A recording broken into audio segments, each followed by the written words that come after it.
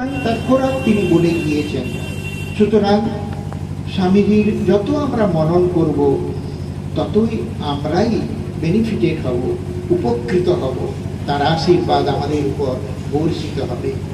তিনি আমাদের লক্ষ্য করে বলে গেলেন, I M A voice without form, আমি কায়াহীন কণ্ঠস্বর, তোমরা শ্রদ্ধাবান হও, বীর্যবান হও, পরহিতে জীবন পাত করো, এই আমার ইচ্ছা ও আশীর্বাদ।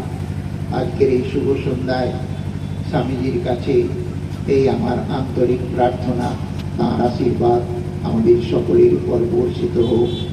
ওই যে চেতনা জাগানোর জন্যই এই সংঘটি হয়েছে, সেই চেতনার উন্মেষ ঘটুক।